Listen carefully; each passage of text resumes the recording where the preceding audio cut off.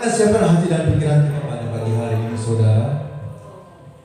Kita harus tahu bahwa tidak ada hal yang jauh lebih indah selain kita datang ke rumah Tuhan, bersekutu, memuji, memuliakan nama Tuhan. Amin. Apapun masalah saudara hari-hari ini, kita mau datang, kita mau fokus sama Tuhan. Mari kita tundukkan kepala, kita berdoa. Terima kasih Tuhan, Engkau Allah yang baik. Kalau kami boleh ada sebagaimana kami ada hari-hari ini, Tuhan, bukan karena kuat dan gagah kami. Kalau kami masih sehat, kami masih sanggup bekerja, itu hanya karena kebaikan Tuhan. Siapa yang boleh naik ke gunungnya Tuhan? Mereka yang suci dan bersih hati. Siapkan hatimu, saudara. Kita masuk dalam hadirat Tuhan. Kita membawa persembahan kita. Kita membawa pujian kita.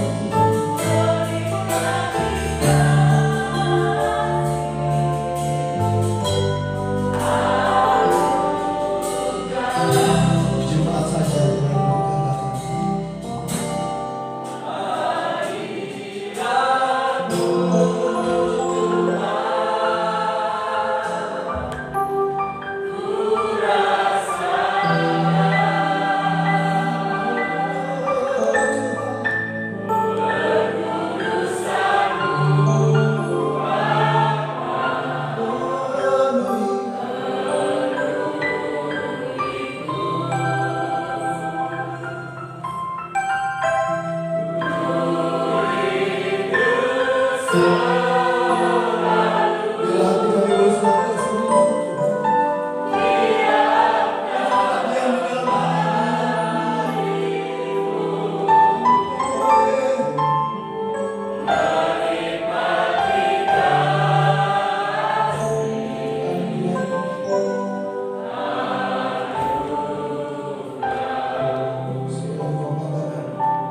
kerinduan hati kami.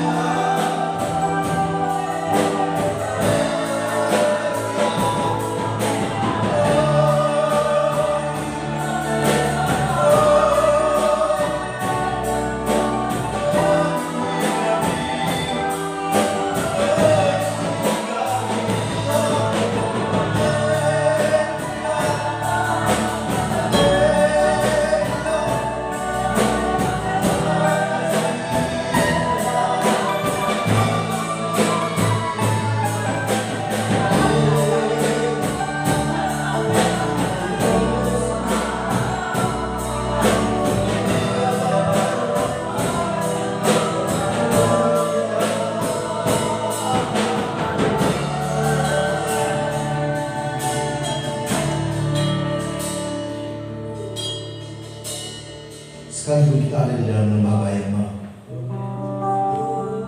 kita perlu percaya Tuhan bersama-sama dengan kita. Apapun masalah kita, Dia nggak pernah tinggalkan kita sendiri. Mungkin hari-hari ini kita kecewa, hari-hari ini kita merasa sakit, tapi kita percaya bahwa pertolongan Tuhan tidak pernah terlambat. Karena tangan Tuhan tidak kurang panjang untuk menopang hidupnya. Telinga Tuhan tidak kurang tajam untuk mendengar firman. Pertolongan kita datang dari tempat Tuhan. Amin. Terima kasih Tuhan.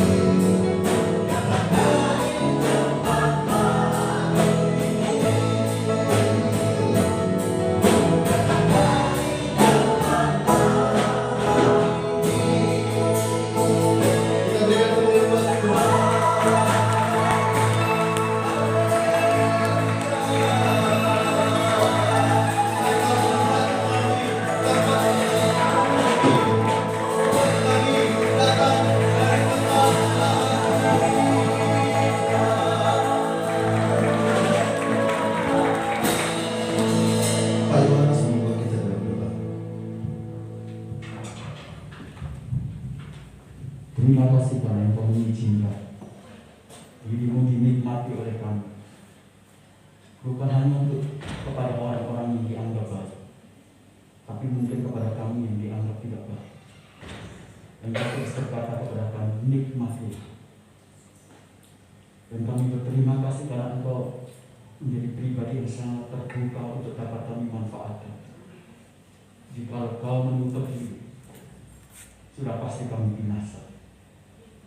Maka hari ini kami berterima kasih Bapa. Kebaikan-Mu, pertolongan-Mu, perlindungan-Mu, berkat-Mu tak pernah berhenti terbuka bagi kami semua. Hari ini kami memuji, bersorak-sorai bagi kebaikan anugerah Tuhan, dan kami meteraikan ibadah ini. Jadi di dalam nama Allah Bapa, Allah Anak, Allah Roh Kudus, di dalam nama Tuhan Yesus. Haleluya. Amin. Sekali kita berikan kemuliaan Tuhan. Amin. Haleluya. Tuhan kita baik, amin. Silakan duduk. Tetap di dalam hadirat Tuhan, saudara. Kita akan memuji Tuhan. Kita akan bersorak-sorai dengan Tuhan. Amin. Firman Tuhan, berita bagi kaki hidup.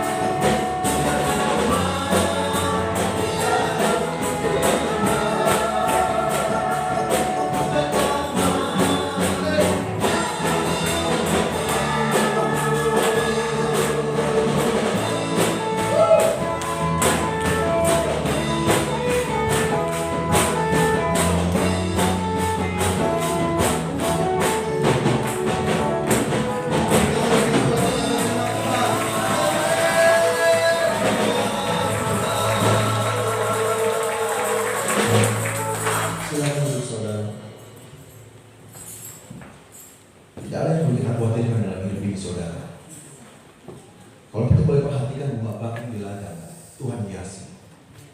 Kita bisa lihat burung yang tidak menabur, yang tidak menanam, Tuhan beri makan. Apalagi saya dan saudara, umat kesayangan Tuhan, milik pusaka Tuhan. Dia akan berikan apa yang kita butuhkan tepat pada waktunya. Karena bagi orang-orang yang disertai Tuhan, dia akan melihat sesuatu yang mustahil menjadi mungkin. Kita siapkan hati dan pikiran kita untuk menyembah Tuhan, mempersiapkan hati kita untuk mendengar kebenaran firman Tuhan. Terima kasih Tuhan.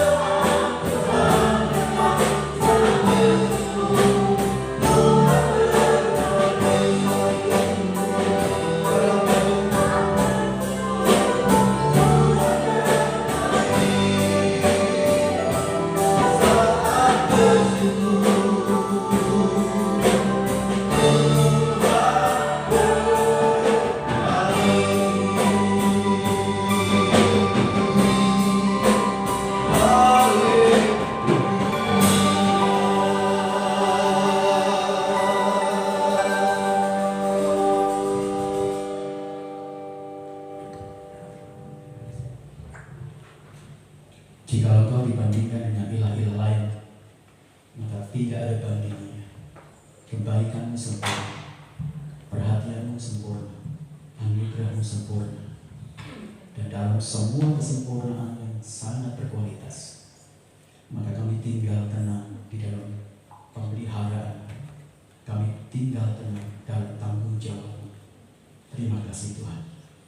Hari ini kami menikmati bagaimana Engkau meneguhkan, menguatkan kami dengan kehadiran. Sementara kami akan mendengarkan firman-Mu, Tuhan memberkati. Demi nama Tuhan Yesus. Haleluya. Amin. Salam Bapak Ibu yang terkasih dalam Tuhan. Hari ini kita akan bicara secara khusus masuk bulan April, subtema besar kita. Ya, subtema kita di bulan April adalah naik untuk turun. Bulan April adalah waktu-waktu kita akan masuk di dalam Paskah.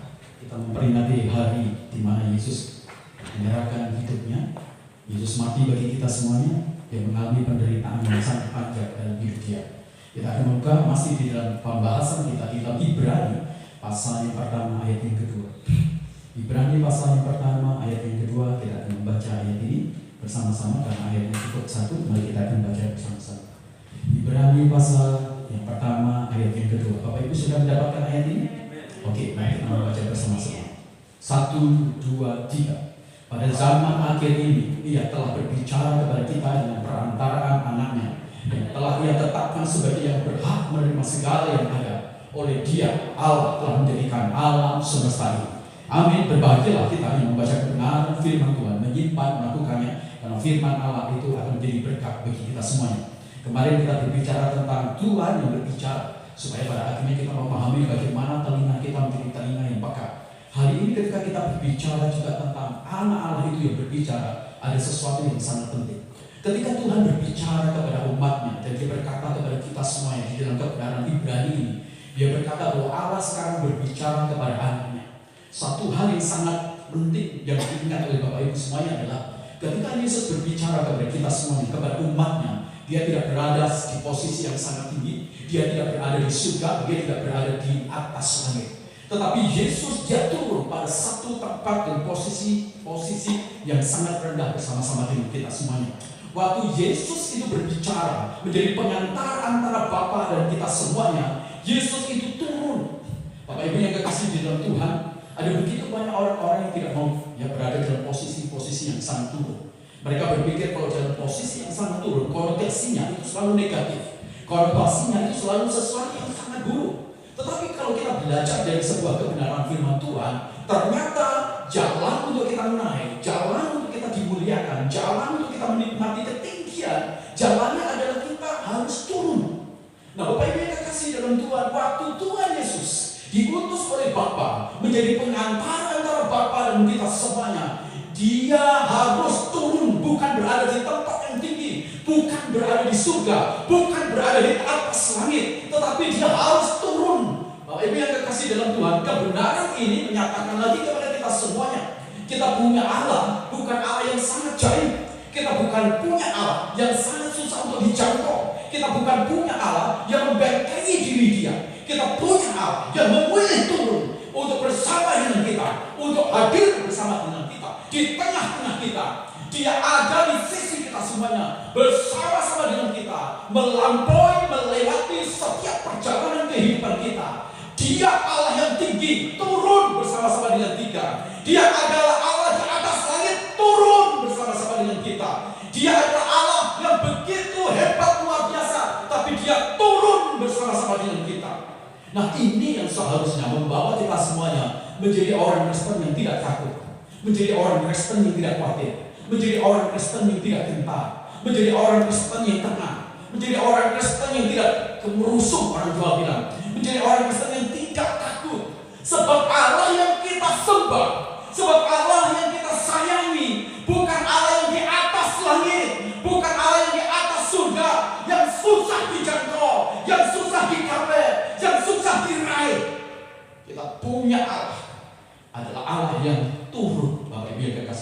Tuhan. Waktu Allah memerintahkan putranya untuk berbicara kepada kita semuanya, Dia tidak berbicara di atas langit kemudian menyuarakan suara yang keras seperti gembala yang menakutkan. Allah berbicara, Dia turun supaya pada akhirnya kita tidak berada dalam titik yang menakutkan. Allah berbicara kepada kita semuanya supaya kita kenal Dia, kita tahu Dia, kita berada dalam sebuah ikatan yang sangat dekat, sangat lekat. Itulah Allah kita semua. Nah, Bapak Ibu yang kekasih di dalam Tuhan, ketika beberapa orang manusia mereka tidak menginginkan jati dirinya atau keberadaan posisinya berada di posisi yang sangat turun, Allah secara ekstrim mereka memilih jalan untuk turun.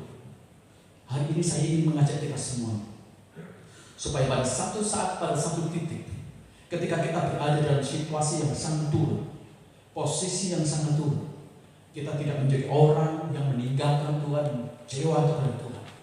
Pada waktu kita kemudian berhadapan dengan orang-orang yang mungkin dianggap dan menurunkan kita semuanya, kita tidak berada dalam situasi menangisi diri kita sendiri. Kita menjadi pribadi yang kemudian terus-terus mengeluh, mempermasalahkan, menyalahkan orang lain. Jangan berpikir situasi yang sangat turun itu adalah satu situasi yang sangat buruk. Jangan berpikir pada situasi yang sangat turun itu merupakan situasi yang sangat membuat kita berada dalam titik tidak berdaya, titik nadi. Kalau kita mempelajari kebenaran, memang harus turun supaya kita bisa naik. Dalam hukum pegas Bapak Ibu yang kekasih dalam Tuhan, kekuatan bir itu hanya mungkin bukan ketika dia berada dalam titik yang tinggi. Kekuatan dari daya pegas itu semakin dia ditekan menurun, maka dia akan berlenting jauh lebih tinggi. Inilah esensi dari hukum turun yang diajarkan oleh kebenaran firman Tuhan. Inilah hukum esensi bagaimana kita turun, tetapi kita akan berlenting jauh lebih tinggi. Jangan mudah kita tersakiti ketika orang menurunkan nama baik kita. Jangan mudah kita kemudian terlukai ketika orang menurunkan kita dengan fitnah. Jangan mudah kita kemudian menjadi orang yang membenci ketika mungkin keberadaan posisi kita diturunkan sengaja oleh orang lain. Seorang teman yang menduduki satu posisi yang sangat strategis, dari pemimpin, dari pemimpin termasuk bagian direktur, tiba-tiba dia diturunkan dalam posisi yang sangat rendah, menjadi kepala manajer. Dia tidak terima dengan situasi seperti itu. Mengapa saya diturunkan? Maka ketika dia terus berpikir tentang posisi turun dalam konsep bahwa turun itu direndahkan, bahwa turun itu dihancurkan, bahwa turun itu adalah satu situasi yang sangat buruk, maka dia mulai memandang Tuhan dan menyalahkan Tuhan. Maka dia mulai memandang sekitarnya dengan cara buruk. Dia menyalahkan bosnya, dia menyalahkan teman-temannya, dia menyalahkan mitranya, dia menyalahkan segala sesuatu. Dia tidak bisa melihat sebuah hukum turun dalam konsep kebenaran. Dia tidak bisa paham ketika dia diturunkan, dia seperti pegas yang akan melenting tinggi. Dia tidak pernah menyadari itu semuanya. Waktu Yusuf dia diturunkan di sumur, diangkat kemudian diturunkan dijual, kemudian jadi budak, dan kemudian setelah jadi budak difitnah, diturunkan lagi di lembah yang paling sangat dalam, di penjara bawah tanah. Sepertinya habis masa depan dia, sepertinya habis situasi baik dalam hidup dia.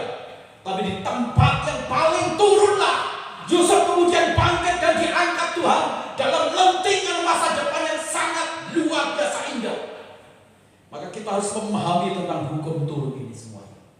Jadi pada bulan April ini kita akan berbicara tentang turun, tapi kita akan dibawa naik. Nah, apa yang dapat kita pelajari Bapak Ibu kekasih dalam Tuhan?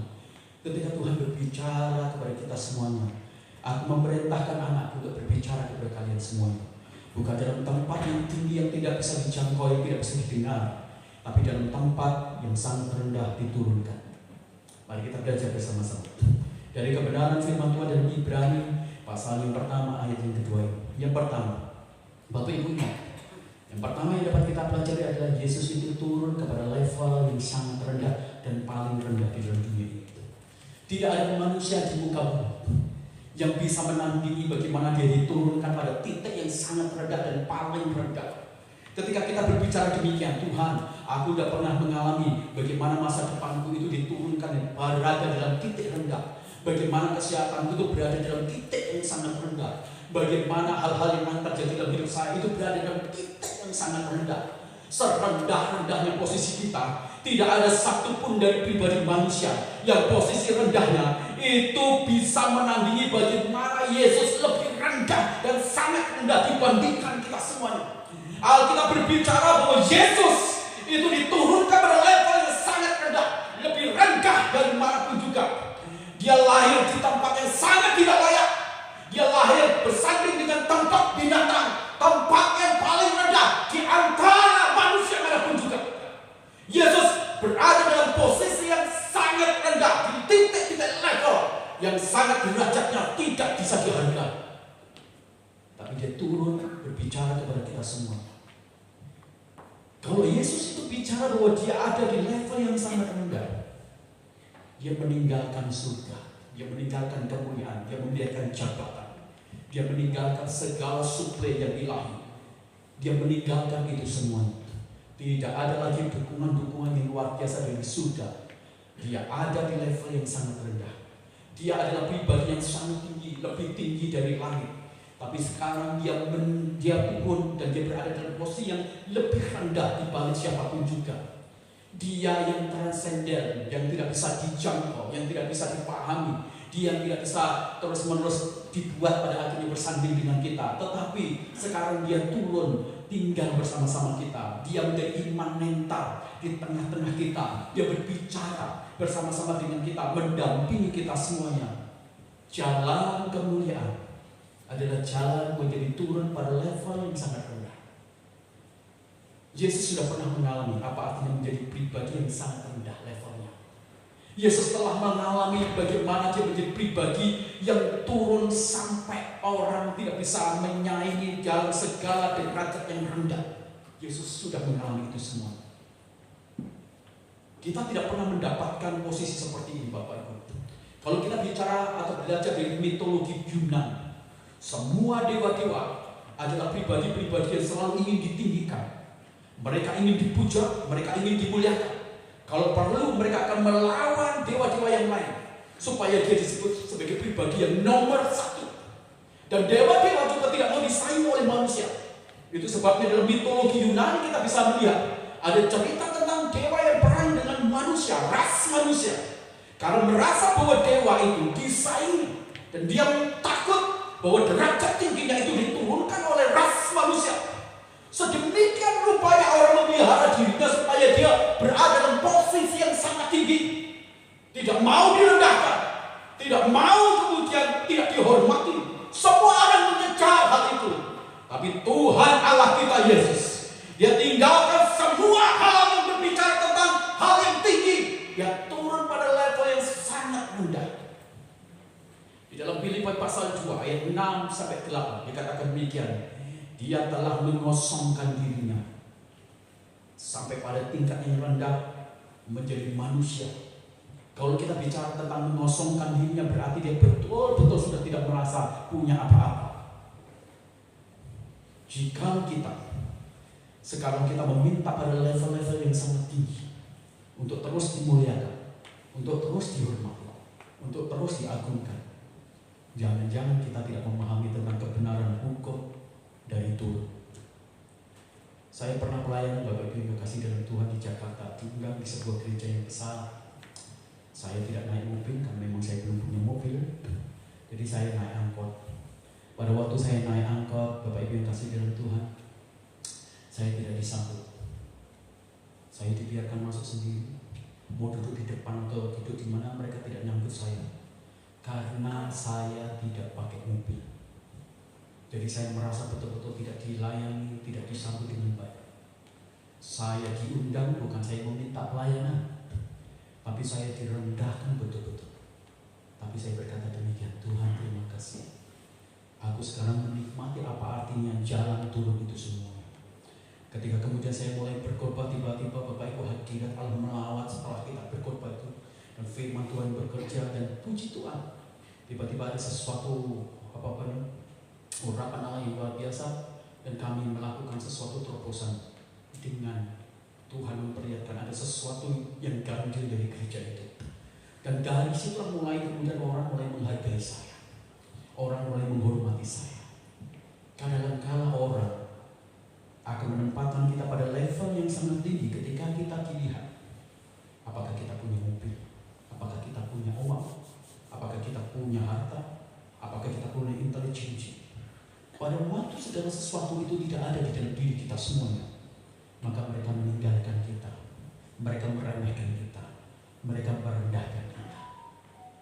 Kalau kita betul-betul berada dalam posisi itu, jangan sakit hati, jangan terluka, jangan merasa bahwa kita terlalu rendah, jangan kita menjadi pesimis, jangan kita kemudian menyalahkan dan mengkambing hitamkan, atau kita kemudian melihat situasi itu terlalu buruk. Karena Yesus sendiri dia turun pada level yang sangat rendah. Di dalam kitab Roma pasal yang ke-10 ayat yang ke-6 dan 7 di sana dikatakan demikian.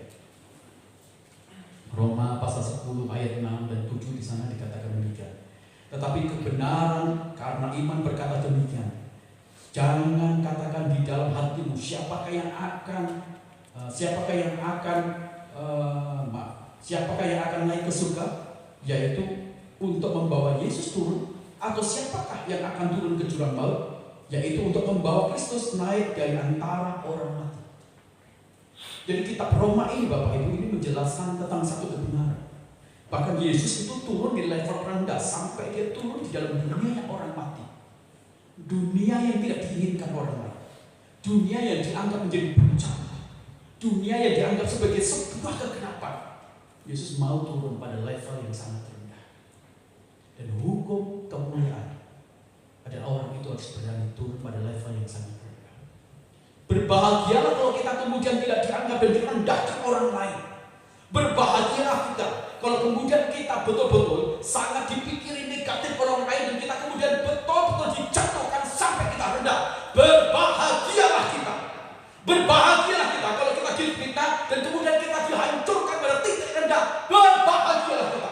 Berbahagialah kita kalau kita dibenci karena kita tidak melakukan sesuatu yang salah dan kemudian kita seperti direndahkan paling dalam.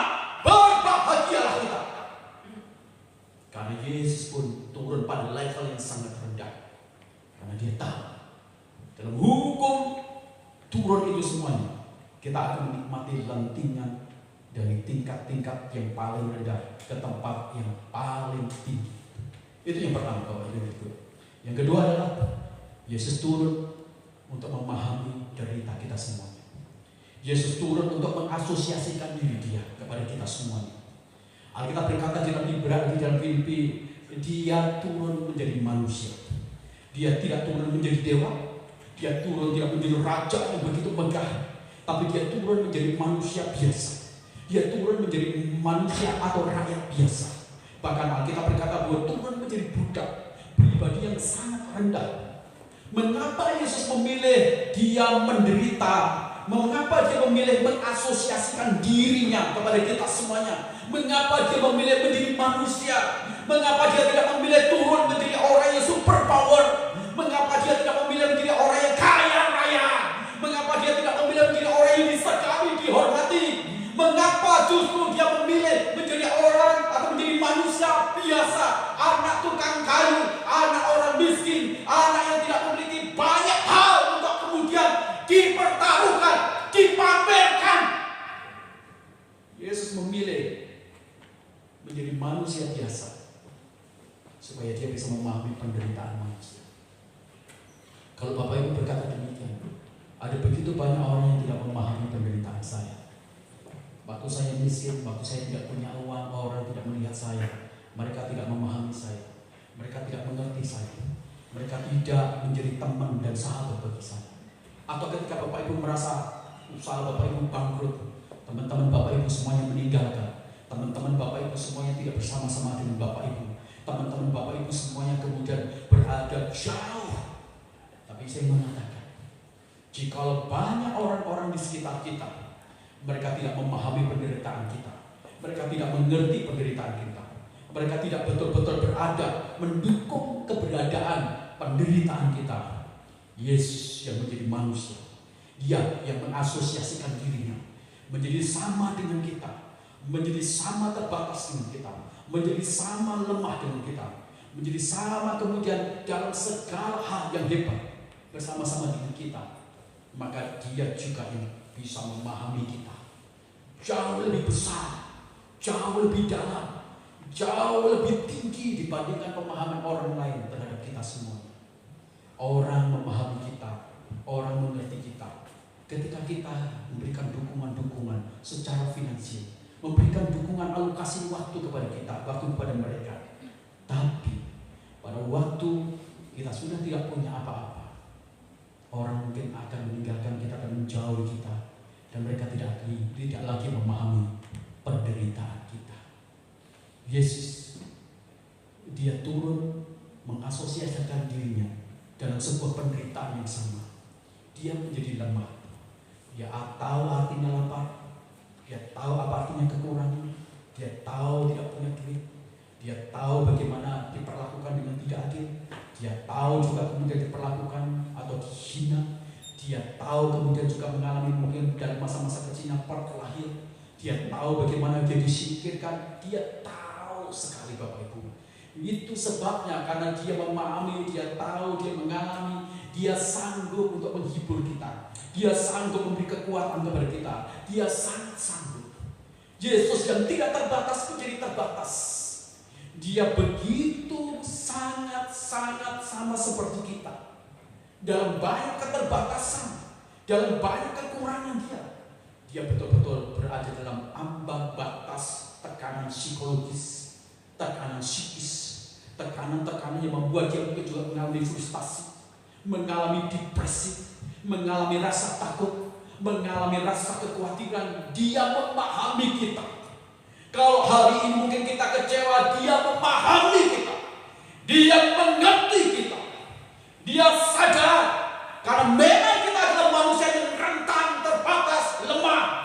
Dan Dia berkata, aku tahu kau lemah, aku tahu engkau sakit, aku tahu engkau terluka, tapi aku sanggup untuk membangkitkan engkau, aku sanggup untuk menghibur engkau, aku sanggup untuk menguatkan engkau, aku sanggup untuk memberkati engkau, sebab aku telah mengalami dalam derita yang sama seperti yang kau alami. Allah-Allah yang lain mereka tidak mau bersinggungan dengan penderitaan. Allah-Allah lain tidak mau bersinggungan dengan kelemahan. Allah-Allah lain tidak mau bersinggungan dengan segala sesuatu yang terbatas. Karena itu mungkin sangat merepotkan kita. Tetapi Yesus, Dia turun untuk memahami penderitaan kita. Dan Dia berkata kepada kita semua, padaku tersedia waktu, padaku tersedia kekuatan, padaku tersedia penghiburan, padaku tersedia hal-hal yang luar biasa untuk memberikan dukungan support yang tanpa batas bagi engkau. Ini luar biasa Bapak Ibu kasih Tuhan. Waktu saya mulai memahami bagaimana Yesus turun dan Dia memahami tentang penderitaan kita, maka orang dan pribadi seperti ini yang kita butuhkan. Tuhan yang seperti ini adalah Tuhan yang kita butuhkan. Tuhan yang memahami kita dengan dalam, Tuhan yang memahami kita dengan benar, Tuhan memandang kita semuanya tanpa embel-embel atau tanpa kemudian tuntutan-tuntutan.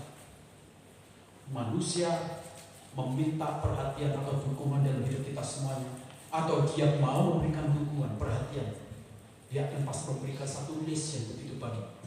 Saya akan memperhatikan kamu kalau kamu baik. Saya akan memberikan dukungan kamu kalau kamu bisa dipercaya. Saya akan terus-menerus bersama-sama dengan engkau kalau engkau tidak mengkhianati. Tapi Yesus tidak memberikan batasan-batasan dan list yang begitu banyak, hal-hal yang menjadikan tuntutan-tuntutan. Sekalipun engkau berdosa, aku tetap akan bersama dengan engkau berdamping.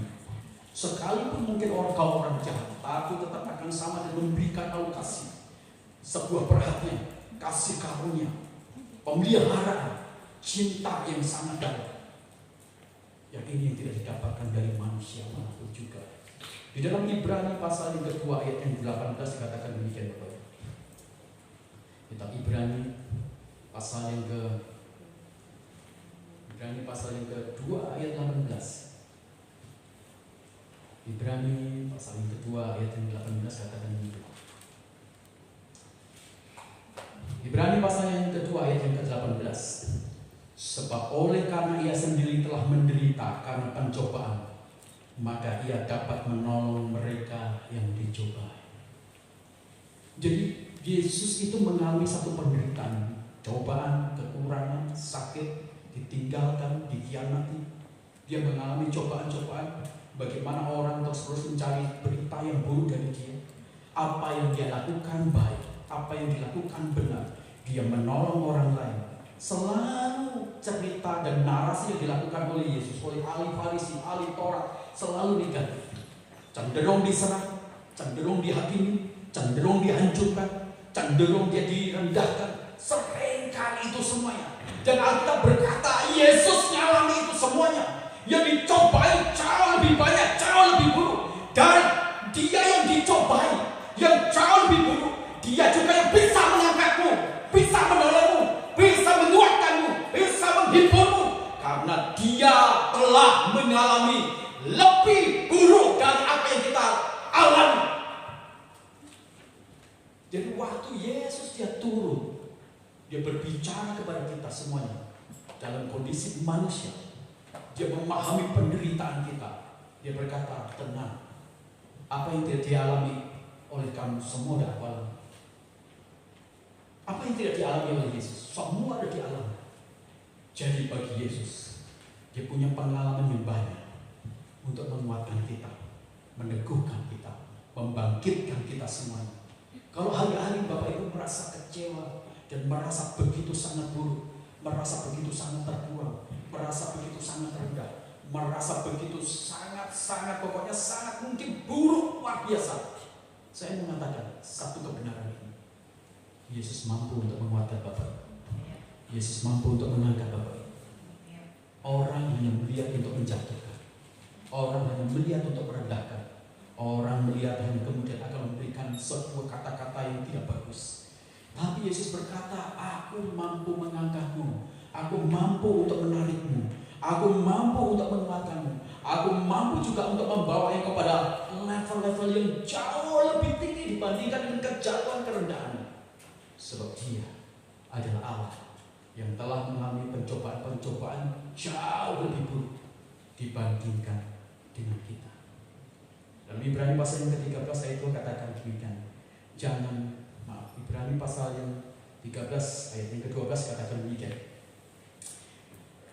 Itu juga sebabnya Yesus telah menderita di luar pintu gerbang untuk menuduskan umatnya dengan darahnya sendiri. Apa yang dilakukan oleh Yesus turun itu bukan semata-mata hal-hal yang berhubungan dengan bagaimana dia lakukan sesuatu yang buruk, penderitaan yang buruk. Tapi hal yang dilakukan oleh Yesus adalah dia mengalami satu perlakuan yang buruk, penderitaan yang buruk. Dia katakan demikian supaya dia bukan hanya menguatkan kita, supaya dia bukan hanya bisa memberkati kita, supaya dia bukan hanya bisa menghibur kita, tapi dia ingin menguduskan kita semua.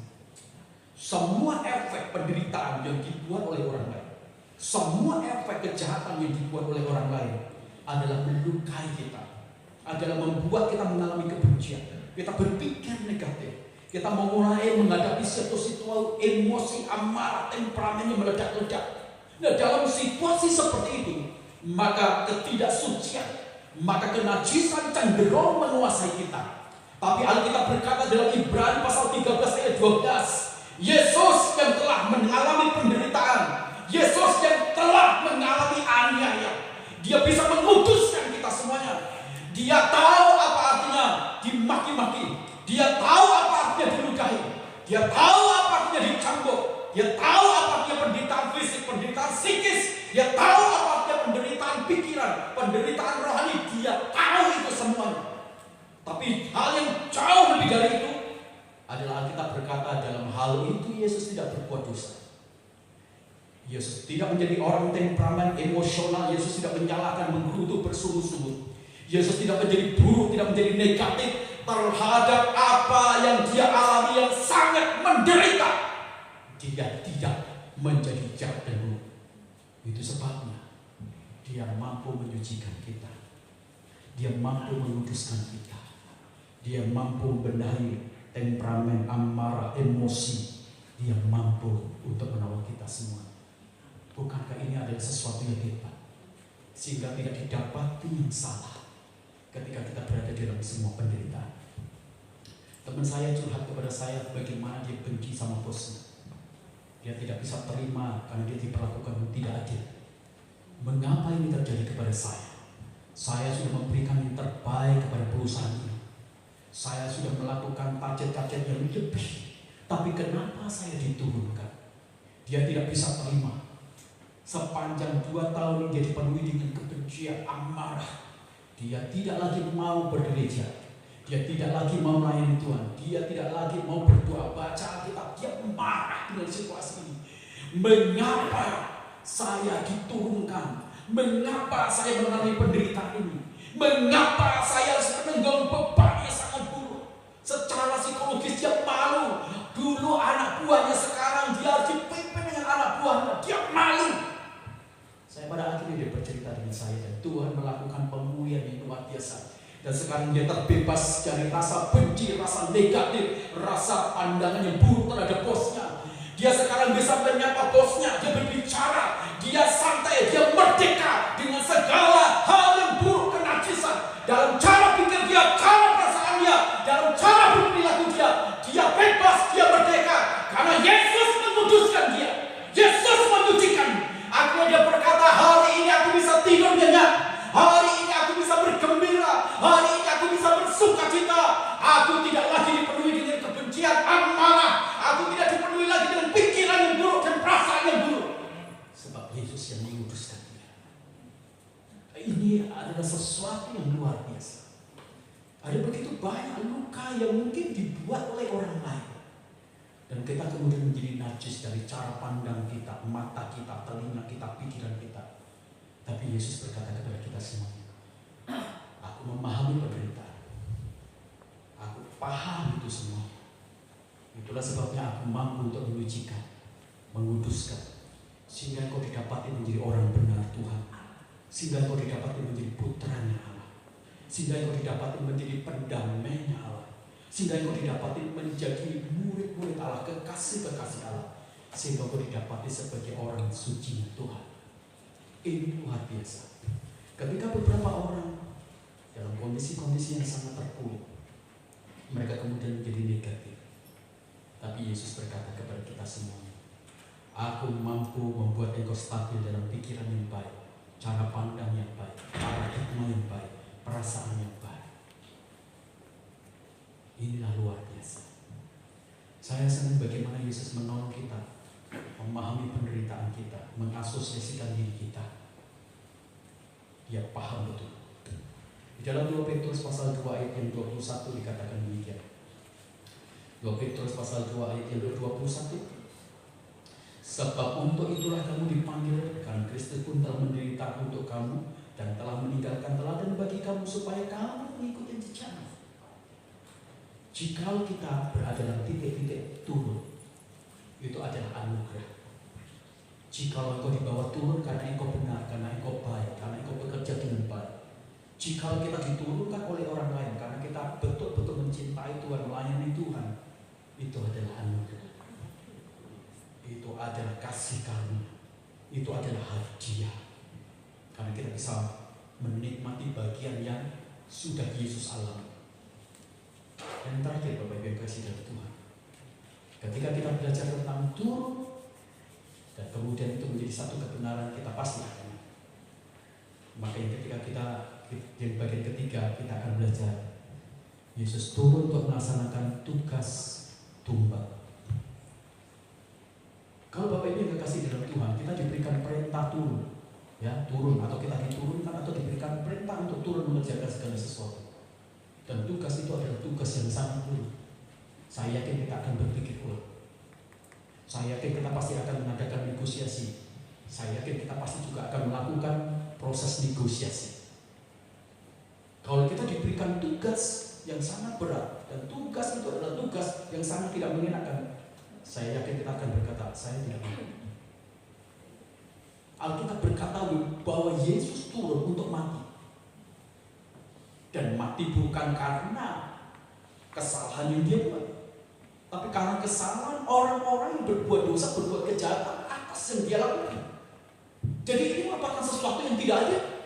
Bagaimana mungkin kita dipenjara untuk sesuatu yang kita tidak lakukan? Bagaimana mungkin kita bisa menjadi orang yang betul-betul damai dan kita kemudian dipenjara, diperlakukan buruk, kita diadili, kita dihukum untuk sesuatu yang kita tidak lakukan? Kita pasti nggak terima, kita pasti marah, kita pasti akan melakukan pembelaan, kita pasti akan melakukan sebuah proses mencari pengacara, kita akan tanding di pengadilan, kita akan membela diri kita habis-habisan. Nah sekarang Yesus turun dan Bapa berkata, kamu akan mati, kamu jadi tumbal bagi orang berdosa. Kamu harus menyelamatkan mereka. Caranya cuma satu, kamu mati di atas kayu salib. Itu adalah satu kebenaran nubuat. Bayangin Bapak, Saudara, yang pantas untuk mati itu sebenarnya kita. Di atas kayu salib itu sebenarnya itu adalah wajah kita. Itu adalah tubuh kita satu persatu. Dan sekarang Yesus turun dan dia melihat, jadi aku harus mendampingi Yohanes Suwito yang bajingan itu. Jadi aku harus menghadapi masalah dia, dosa yang dia buat, kebejatan yang dia buat, kejahatan yang dia lakukan begitu banyak. Sekarang aku harus gantikan dia jadi tumbal. Tapi itu yang dilakukan Yesus pada kita semuanya. Jadi kalau ada yang ngomong sama kita, saya ini cukup baik, saya mengatakan engkau bohong, engkau penipu. Alkitab berkata, kalau kita berkata bahwa diri kita benar, baik. Saya bilang kau penipu, kita pembohong, kita ini adalah pembuat kejahatan, kita ini adalah pendosa yang melakukan kejahatan, yang harusnya pantas untuk dihukum. Tapi Tuhan katakan, Yesus berkata, gantikan dia, jadi tumbal. Ini satu pekerjaan yang tidak menyenangkan Bapak. Makanya Yesus disebut sebagai anak domba sembelihan yang harus dikorbankan supaya ada penebusan, supaya ada pengampunan, ada kemerdekaan, supaya ada pendamaian, ada pembenaran. Anda mau, kita mau menjadi tumbal untuk kesalahan orang lain, untuk kejahatan orang lain, untuk dosa orang lain? Tidak ada di dunia ini manusia mau melakukan itu semuanya. Tapi Yesus, dia berkata, oke Bapak, aku turun. Aku ambil bagian yang memang seharusnya mereka tidak ambil karena mereka tidak mampu. Oke, aku ambil. Biar aku jadi tumbal. Yesus itu mengalami penderitaan secara fisik, rohani, psikis. Dia alami itu semuanya. Bahkan Yesaya menggambarkan penderitaannya sampai dia tidak berbentuk seperti manusia. Yang kita lihat dalam penderitaan Yesus itu nggak seberapa. The Passion of Christ, jadi film yang oleh yang kita lihat itu belum seberapa, masih rupa manusia itu masih tampak. Tapi digambarkan oleh Yesaya wajahnya itu sudah seperti manusia, sudah betul-betul rusak, wajahnya itu rusak. Kalau kita melihat Passion Christ itu sudah sangat radikal ekstrim, tapi sebenarnya lebih ekstrim lagi wajah Yesus itu. Sudah tidak punya bekas, sudah tidak berbentuk seperti manusia. Tapi dia jadi tumbal buat kita. Nah kalau kita terus-menerus melihat film The Passion Christ dan kemudian kita mau masuk perjamuan kudus, terus kita kemudian bisa tertawa, bagi saya ada sesuatu yang aneh. Karena dia mati sampai tidak berbentuk seperti manusia, itu karena kita. Itu karena kita, bukan karena dia. Yesus kehilangan kuasa, Yesus kehilangan Bapa, Yesus kehilangan kesehatan, dia kehilangan kehidupan, itu karena kita. Dia kehilangan kemerdekaan, dia kehilangan sesuatu yang buruk, itu karena kita. Saya minta 5 menit.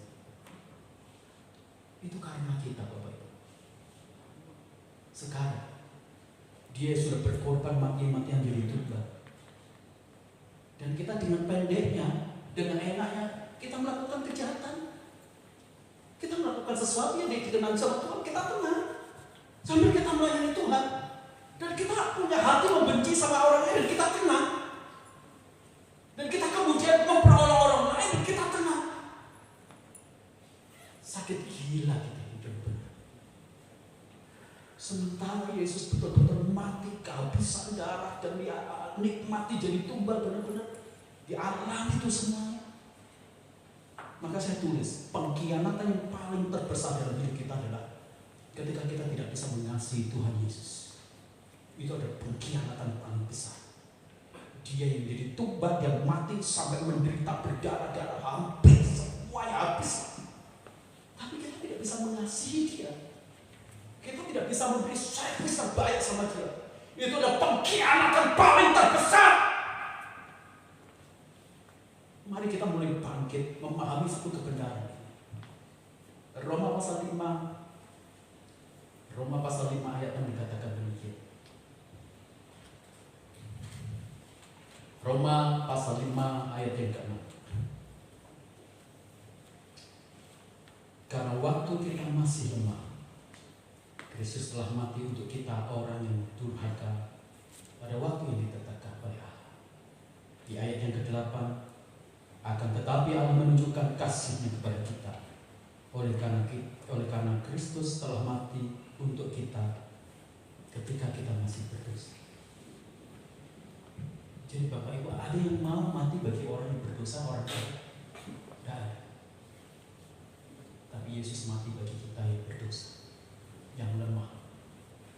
Dia berkata kepada Bapa, oke Bapa, aku ambil alih hukumannya. Biar aku yang disana, biar darahku habis, biar aku yang ditopang. Itu kita harusnya yang di atas kayu salib. Masih kita berbangga diri kita dengan kebaikan kita, dengan moralitas kita? Masih kita berbangga? Saya bilang terlalu begitu. Yesus itu turun untuk melaksanakan tumbal, dia tebus kita. Jadi hari ini saya mau katakan satu kebenaran. Kau mungkin orang jahat, atau kita mungkin orang jahat. Mungkin kita dianggap bejat. Tapi saya katakan engkau sudah ditebus. Engkau sudah diberi identitas yang baru. Yesus sudah menggantikan kita. Yesus sudah mendamaikan kita. Yesus telah memberikan nilai yang baru bagi kita. Yesus sudah memberikan status yang baru bagi kepada kita. Maka jangan mau lagi kita kemudian diserang oleh iblis dengan pikiran-pikiran yang negatif. Engkau dikatakan engkau tidak layak, engkau tidak pantas, bukan memang karena perbuatan kita, tapi karena Yesus yang telah mati menjadi tumbal atas kita semuanya. Maka kita menjadi layak di hadapan Tuhan, kita menjadi benar di hadapan Tuhan, kita menjadi begitu indah di hadapan Tuhan, kita menjadi bernilai, kita menjadi berharga, kita menjadi tinggi, kita menjadi mulia karena Yesus yang menjadi tumbal atas hidup kita semua. Jadi Bapak Ibu kekasih dalam Tuhan, Yesus Tuhan dalam Paskah ini seharusnya itu menjadi satu momentum bagi kita semuanya, untuk kita merenung, kita sadar diri, untuk kita membangun lagi sebuah kekuatan cinta kasih yang tanpa embel-embel apapun juga. Jadi kalau kita duduk di tempat ini, kalau kita melayani, itu bukan karena apapun juga, untuk balas apa yang dilakukan oleh Yesus. Kita dilahirkan, dihidupkan, mati, dilahirkan lagi, terus dihidupkan lagi, mati, dihidupkan lagi 100 kali lipat pun kalau kita dilahirkan, dihidupkan untuk ganti apa yang telah dilakukan oleh Yesus, mati bagi kita, jadi tumbal bagi kita, enggak bakal. Maka berterima kasih. Hari ini kita belajar sebuah kebenaran untuk firman Tuhan di dalam Paskah ini. Turun untuk naik. Mungkin Bapak Ibu berada dalam titik-titik yang tidak menyenangkan. Saya tidak suka dengan hukum itu. Tapi kalau Bapak Ibu memahami tentang hukum turun itu dalam konsep Alkitab, waktu Bapak Ibu diturunkan, waktu Bapak Ibu berada titik buruk, titik nadir paling rendah, Bapak Ibu bisa bersyukur, Bapak Ibu berterima kasih, Bapak Ibu bisa berbahagia karena ada sesuatu yang luar biasa. Dalam ending orang-orang yang turun, endingnya pasti naik. Itu adalah kebenaran firman Tuhan. Mari kita menyiapkan hati kita untuk masuk dalam perjamuan kudus. Bapa di dalam surga, kami berterima kasih karena kami boleh dikuatkan dan teguhkan. Hari ini kami dinyatakan di Paskah, turun untuk naik. Engkau adalah Allah yang hebat, Allah yang perkasa, Allah yang berkuasa, pencipta langit dan bumi. Tapi Engkau turun di tempat yang paling rendah levelnya. Engkau turun, Engkau mengasosiasikan dirimu dalam penderitaan. Bahkan Engkau turun menjadi tumbal atas kami semua. Tuhan, Tolonglah kami untuk kami menghargai apa yang telah Kau lakukan dalam pekerjaan Turun itu. Kami hanya ingin mencintai, mengasihi. Sekalipun ada begitu banyak tantangan, hal-hal yang mungkin tidak menyenangkan, hal-hal yang memburukkan, hal-hal yang menjatuhkan, hal-hal yang menghancurkan, hal-hal yang menurunkan. Tapi kami akan berbahagia dan bersyukur untuk semua itu. Tolong kami Tuhan, sebelum kami masuk dalam tubuh dan darah Tuhan, layakkan hati kami, layakkan perasaan kami, sucikan kami. Roh Kudus, kiranya tangan-Mu menumpangkan tangan atas kepala kami masing-masing. Tangan-Mu mengoperasi pikiran kami, tangan-Mu mengoperasi perasaan dan hati kami, tangan-Mu mengoperasi mata kami, telinga kami. Sucikan dan kudus, layakkan kami semua, supaya kami bisa mencintai, mengasihi Engkau dengan kebenaran, dengan roh-Mu, dengan hati dan kekuatan kasih karunia.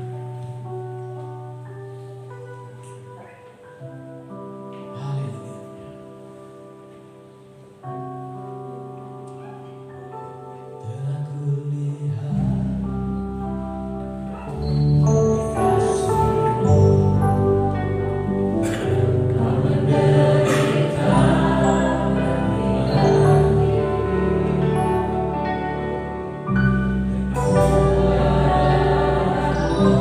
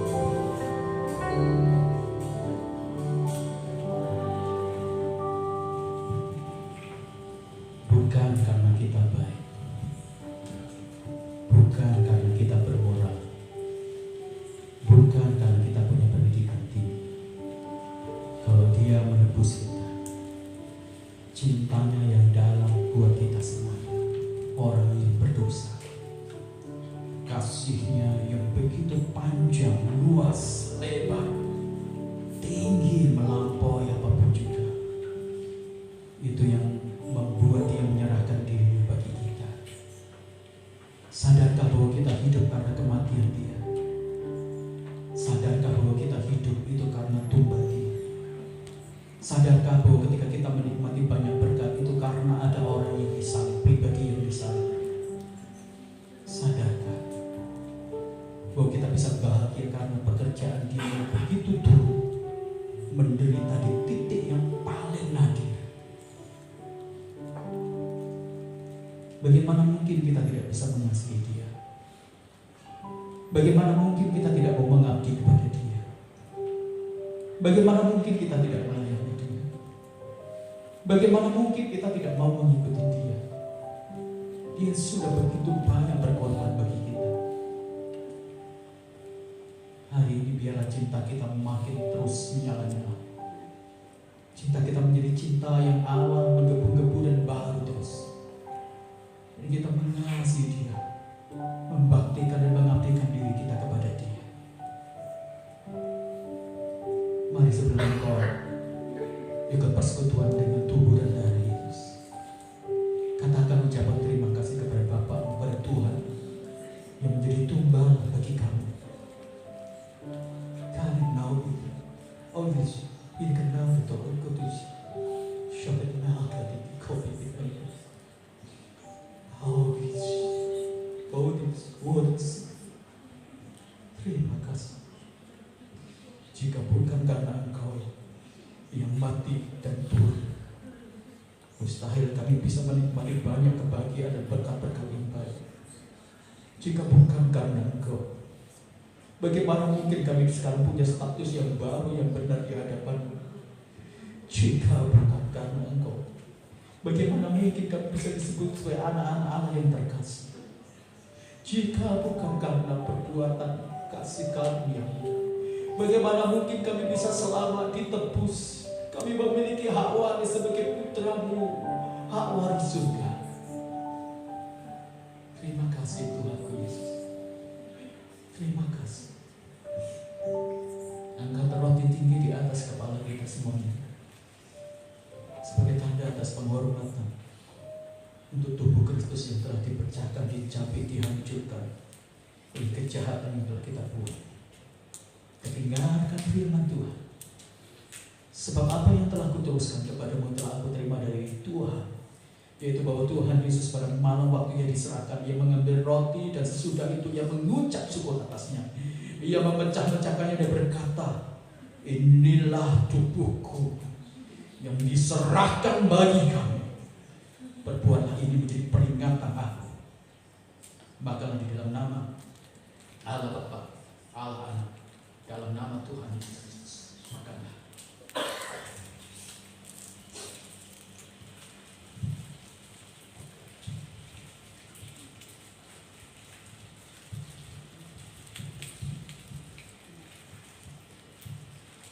Angkat tinggi cawan di atas kepala kita dan dengarkan firman Tuhan.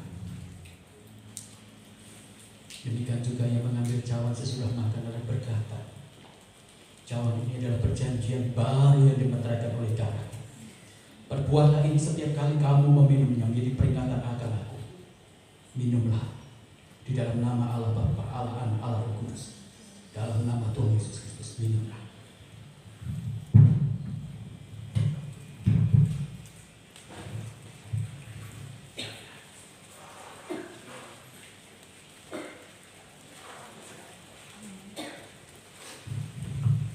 Kedua tangan mengucap syukur berterima kasih.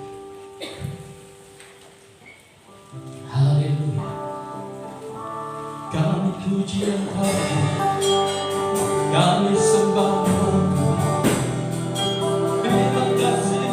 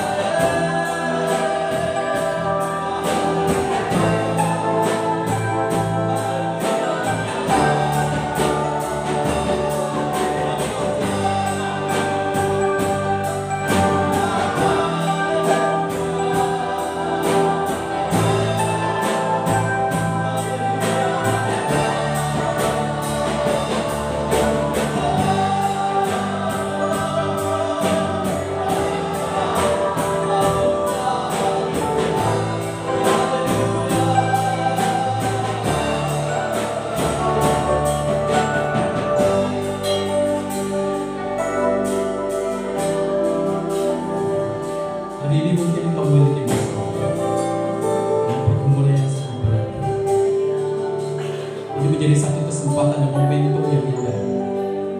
Waktu tubuh dan darah Kristus menjadi bagian dalam hidup kita semuanya. Kita meyakini dalam tipologi rohani, berkat rohani, berkat antri kodrati yang datang dari surga, dari Bapa, dari Kristus, dari Roh Kudus turun atas kita semua. Maka sekarang tumpangkan tangan atas kepala, perkatakan berkat atas tubuh, perkatakan berkat atas hati, perkatakan berkat atas pikiran, perkatakan berkat atas kesehatan, perkatakan berkat atas masa depan, perkatakan berkat atas kerohanian. Berkatalah dengan iman, lakukan itu dengan imanmu. Haleluya.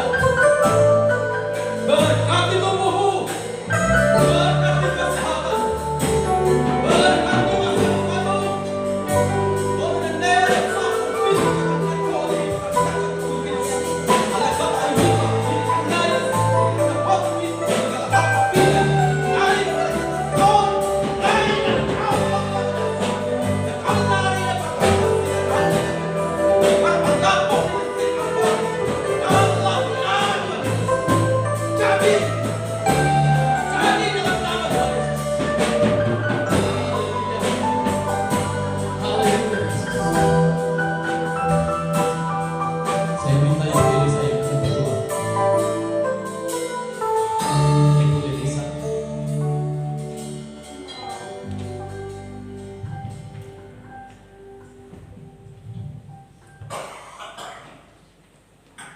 Terima kasih untuk tubuh dan darah Kristus yang telah membawa kami naik selevel dengan Engkau.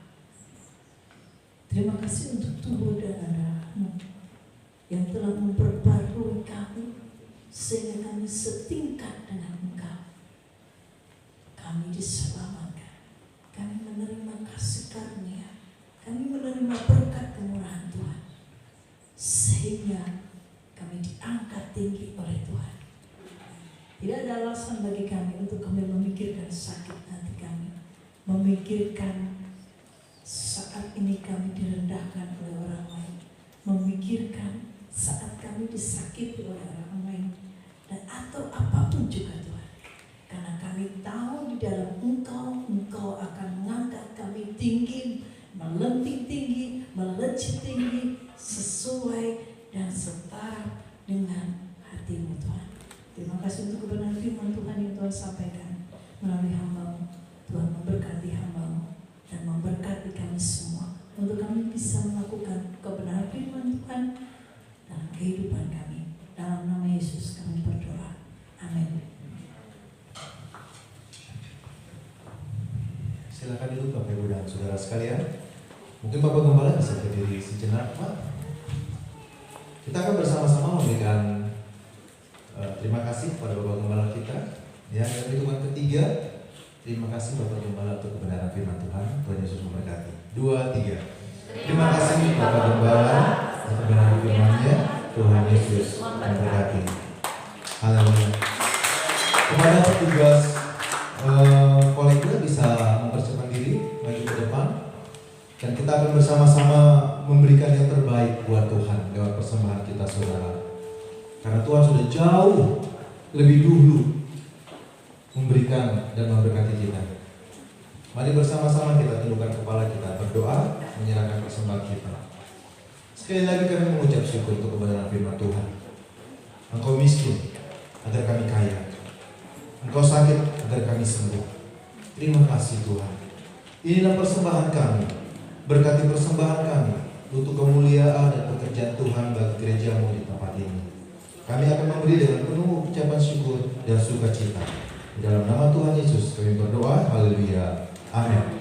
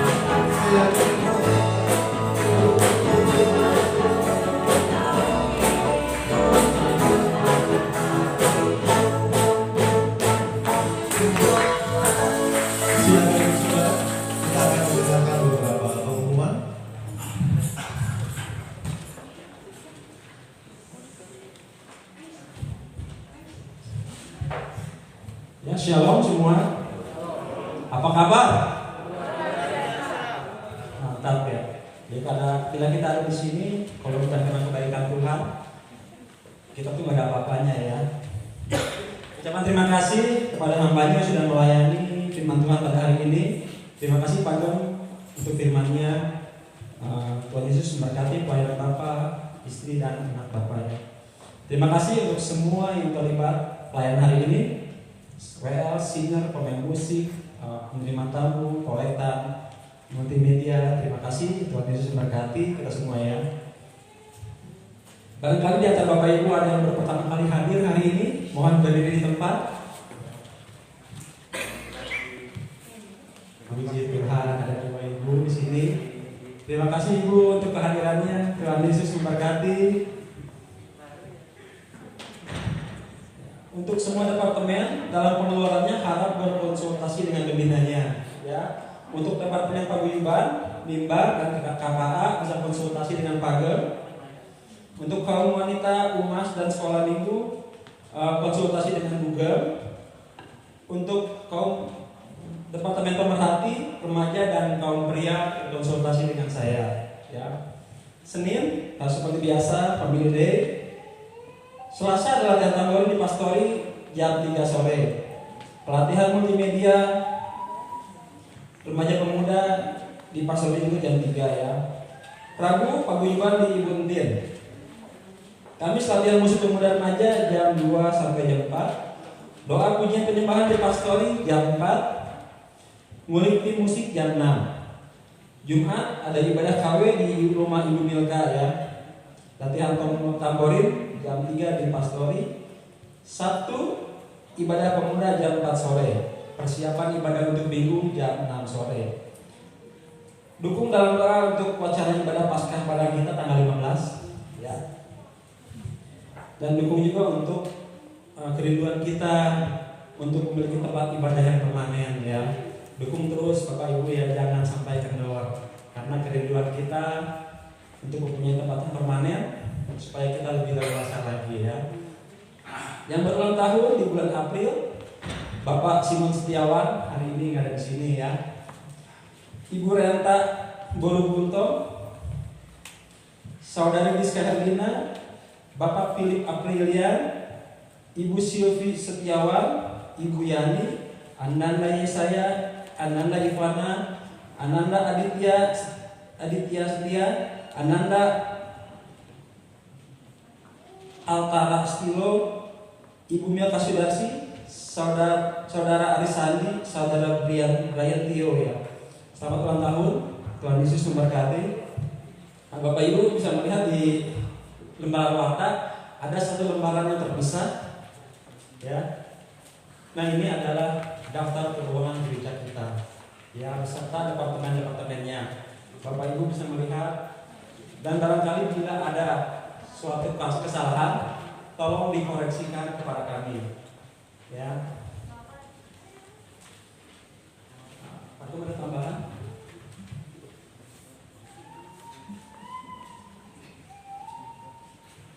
Oh iya, sebentar. Saya mengingatkan Bapak Ibu apabila di setiap acara dari tim departemen seperti kemarin ada rujukan untuk membawa jimpitan atau berupa makanan, tolong itu jangan dijadikan beban. Ya, tolong jangan dijadikan beban membuat Bapak Ibu tidak datang ke tempat ibadah. Karena kami tidak memaksakan. Ya, itu semua kami lakukan untuk supaya ada kebersamaan di antara kita. Ya, kemarin beberapa minggu yang lalu Bu Magda bawa sayur sekba. Mengetahuinya sekbanya jauh lebih enak daripada yang sudah rencana Bogor Bapak Ibu ya. Jadi tujuannya begitu Bapak Ibu. Jadi kita tahu oh masakan si ini seperti ini, masakan si itu seperti itu. Ya, amin ya. Jangan dijadikan beban Bapak Ibu ya. Tetap kita dijaga kebersamaan kita selama ini. Dan untuk beberapa hal ada satu lagi untuk laporan ini kembali diingatkan apabila ada kesalahan tolong dikoreksi, hubungi kami. Terima kasih. Pak Edo berdoa untuk siapa?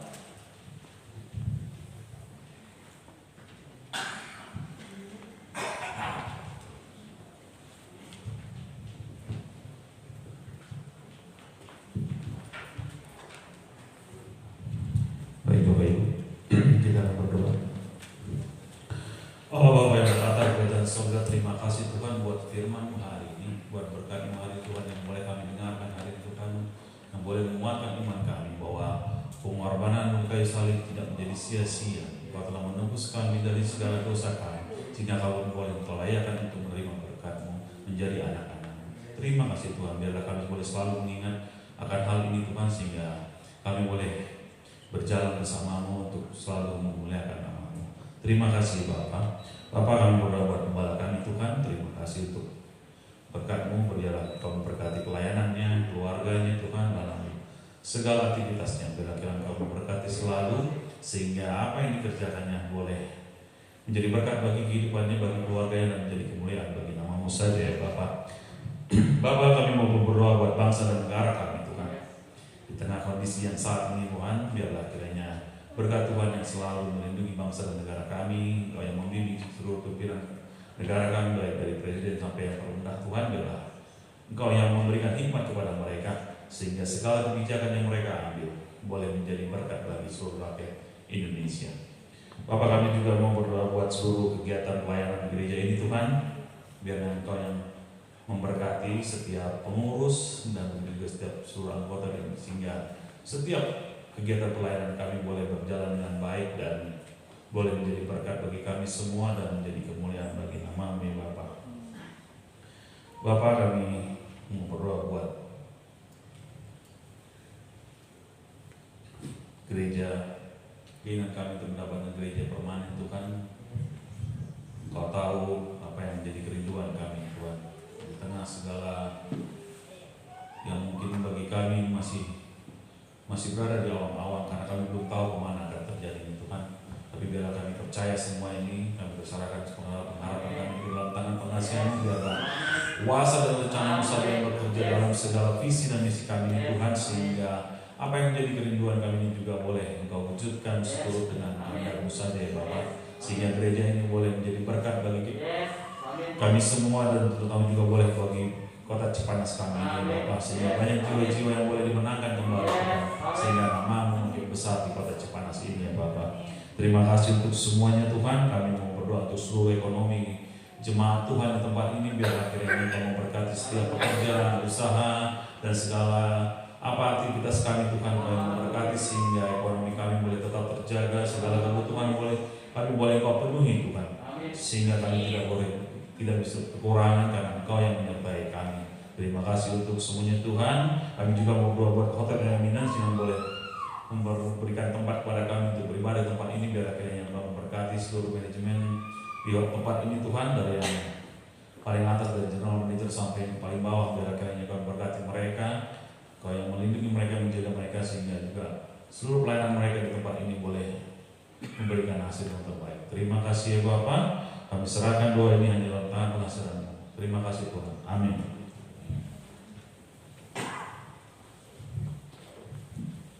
Terima kasih untuk Tante Lina yang sudah memberkati Pastor Jack. Ada seorang pembala perintis dari gereja Anglikan. Kemarin itu keuangan mereka cukup, jadi mereka tidak punya uang sama sekali. Jadi mereka bergantung hidup sekarang ini dari belas kasihan. Mereka ada di wilayah Jakarta, di gereja Anglikan.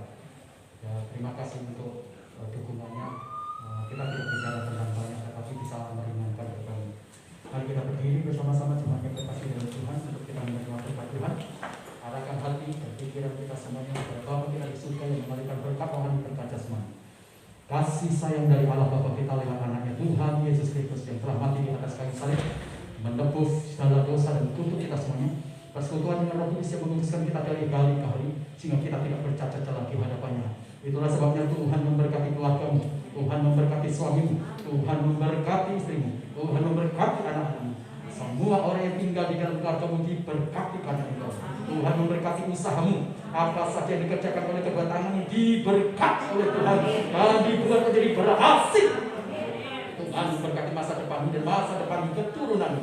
Tuhan memberkati kesehatanmu. Keluar masukmu engkau hanya bisa menemukan pintu berkat yang datang dari Tuhan, dan ulang dengan berkat rohani, berkat jasmani bagikan kepada orang-orang supaya mereka melihat Yesus dalam surat yang terbuka di dalam dirimu, dan beritakanlah Injil maka Tuhan akan menyatakan tanda-tanda ajaib di dalam hidupmu.